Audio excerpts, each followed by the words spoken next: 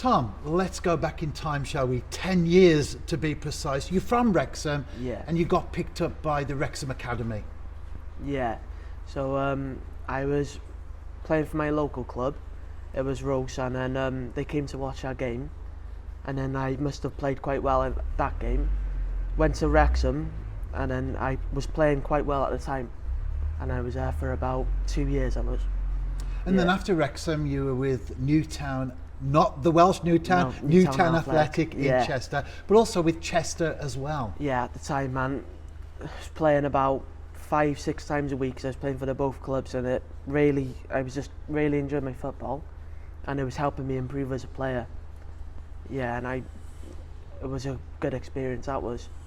And if we're talking about good experiences and a decent level of football, well, the next step most certainly took you to Yeah, another level because definitely. Manchester United come knocking. I know, yeah, and then as soon as I heard I had a trial for United, my dad told me, and I was buzzing about that. And then we had to travel to Littleton Road in Manchester. I had me 6-week trial, and I must have impressed the coaches. And then I was there from under 11s to under 16s, and we were going on a lot of trips and that. And you learn so much stuff as a team and how to play football. And the trial came because you were playing for Chester, you got spotted, and then you got approached. Yeah, and I didn't have the scout told my dad, I remember him saying they were watching me for about 6 months, and I didn't have a clue that I was just enjoying my football at Chester. And then as soon as I heard about that, then I really started to focus on my football and tried to improve as much as I could every day. And that's what I'm still doing now. It just goes to show you never know who's watching. I know exactly. Do you?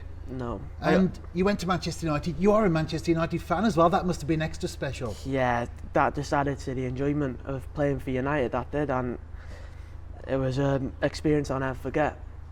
And you were there for a while. What highlights stand out for you? Maybe they do sometimes. The first team would come and coach you. That was one of them, and we'd travel away, and I've been to America, India, Germany, and they make you feel like, even though we're young, but they would make you feel like you're a full-time footballer at the time, make you feel special at the club. That was good. And any particular games that you featured in that stand out personally? Probably like the tournament games, like we'd have semi-finals, finals against like big teams like City, and like the first team, they're the biggest rivals, and just in the academy, like teams like City were the biggest rivals as well. So when we'd play teams like that, the atmosphere and like the amount people were trying at the games was unbelievable. And then from Manchester United to the New Saints, that's quite a switch. Yeah, through like COVID and that, I started to not enjoy my football as much, if you know what I mean. And then coming to the New Saints, it just, so far I've just enjoyed every minute of it, to be honest. And being here, I've started to really enjoy my football again, and I feel like I'm starting to find myself as a player again, which I kind of lost coming to the end at United.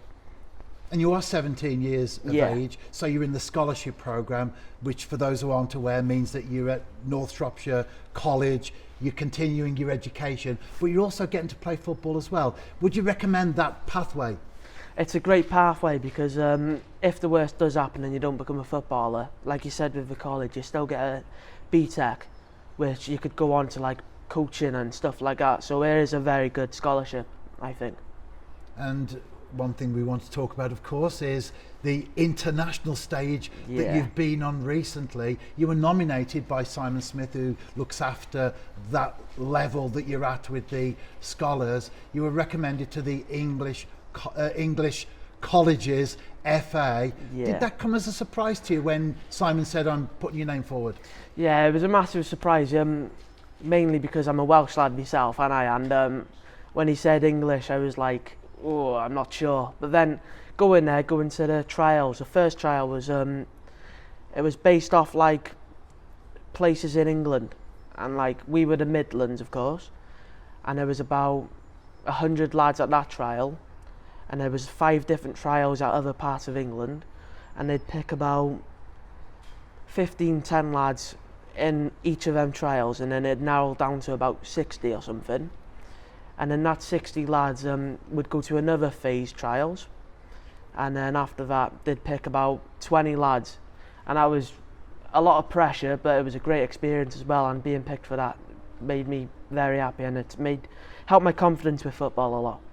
And when you went to the first trials with several hundred young people involved around the country, and then you made the cut to 60 and then 20, did that come as a surprise to you, or did you feel that you did well enough yourself to get there? Well, in the back of my mind I was kind of telling myself, like, I think I am capable of getting through. But I remember seeing that email after the second trial saying I've been selected, and I was over the moon after it, because it just shows that all the hard work I've been doing since coming back from being dropped from United, it's showing it's paying off a little bit more, and it's showing it's doing something with my football.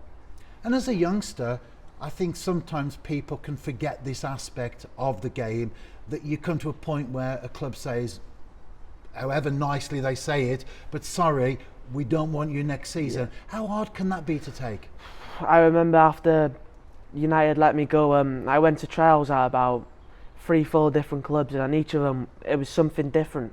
So it would be my height, it'd be my defending or something like that. And I know a lot of people, like my mum and dad were telling me, a lot of people would give up because it is really hard to take, but I made sure I kept going and kept working hard and training to keep going, and because at the end of the day, football is what I want to do for the rest of my life. So no matter how many teams and people say you're not good enough, I'm going to make sure I keep going and do my best to make my dream become true, if you know what I mean. And how important is the role of parents in those situations, standing there with you, driving you to games around the country and being there as a support? Yeah, I'm very grateful for my parents. Like my dad, he's been taking me from under 7s to now, taking me to games and all the travelling and hours it took him. So I'm very grateful for that, and my mum and other family members just being there and supporting me through the hard times. That's helped me a lot. And back to the English colleges setup, where you played in the recent-ish game against Australia. Yeah, that was a good game. There was a few first division Australian players in that game, and they were very good players. But it didn't help our English college team because we hadn't played much games. And I heard they played about 10 games in that month, which didn't help us much. And it was unlucky to lose, but we did play quite well in that game. And it was a good experience. And that game set you up nicely for the tournament as well.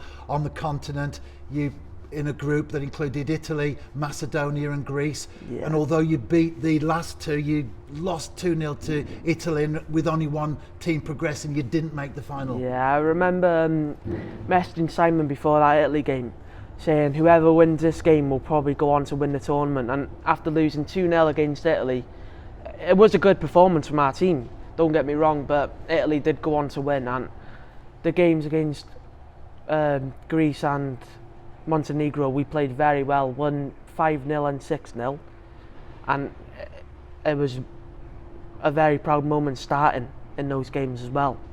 I think I might have said Macedonia, I meant Montenegro. Oh yeah, Montenegro it was, yeah. But you did actually start in all those games, and how did you feel that your own performance went?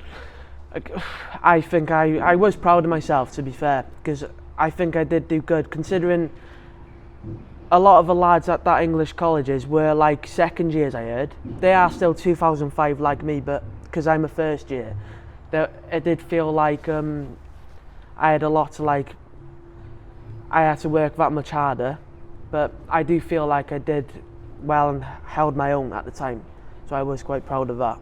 And now back to Park Hall. There's a big game this coming Sunday, isn't there? The FAW Youth Cup semi-final against Flint Town United. Looking forward to that one? Yeah, I'm looking very forward to that. I remember the last game we played against Britain Ferry. Played well in that and got myself 2 assists, so I can't complain. And then hopefully we go on to beat Flint and then win the rest of the tournament. And what does the future hold for you personally, Tom? You obviously have got your feet on the ground, you've got great parents behind you, supporting you, but you are ambitious, you want to progress. How do you see the future panning out as a 17-year-old? Well, as for now, I'm just going to keep enjoying my football and working my hardest to get as high and do as well as I can. Hopefully play full-time professional and make my parents and myself proud one day. I'm just going to keep working hard and working hard. Well, Tom, thank you for your time today and the insight into your own life and, of course, your footballing career. And everyone at the New Saints wishes you all the very, very best for the future. Yeah, thank you.